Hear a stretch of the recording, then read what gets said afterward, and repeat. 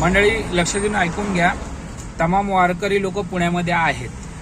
तर यामध्ये काही नालायक रिक्षावाले त्यांना लुटण्याचं बघतात, तर काही लोक, आता एक जण मिस झालं तर म्हणजे ते हरवले होते, लोकेशन त्यांना कळत नाही कुठून काय, बऱ्याच लोकांना समजत नसतं. तर ते लोक विचारतात, कधी सोडाय सांगतात, कधी त्यांच्याकडे पैसे असतात, कधी नसतात. पण तुम्हाला सांगतो, जर वारकरी असेल आणि तो खरंच हरवला असेल, त्याच्या जी वारीमध्ये त्यांची जी संघ असतं, त्यांचं मंडळ असतं, तिथे तुम्हाला त्यांना सोडायला मदत करा. शक्यतो जितकं होईल तितकं तुम्ही करू शकता. असं नाही की पूर्णच करा, की तुम्ही त्यांना रस्ता दाखवू शकता, जमलं तर तुम्ही जाऊन त्यांना शोधू शकता. पण असं जावं लागेल, तसं जावं लागेल, असे फसवे धंदे करू नका. कारण की बरेच जण करतात, ते मी ऐकले, पाहिले.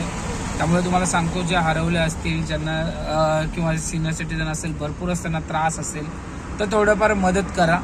तुमच्या परीने जेवढं होईल तेवढं करा. मी माझ्या परीने जेवढं केलं तेवढं करतो, कारण की मला ते आवडत नाही की ते व्हिडिओ करून ते दाखवावं मी मदत केली, हे केलं. पण तुम्हाला सांगतोय, ही गोष्ट नक्की करा, मदत करा. चांगलं वाटेल. कोणाचा आशीर्वाद किंवा कर्म यासाठी नाही, तर तुमच्या मनाच्या आनंदासाठी, तुमच्या सुखासाठी, तुम्ही खुश राहण्यासाठी हे करा. कारण वारकऱ्यांची सेवा हीच विठोबांची सेवा अशी मानली जाते. म्हणून फसू नका त्यांना, आणि होईल तेवढं तुमच्याकडनं मदत करा.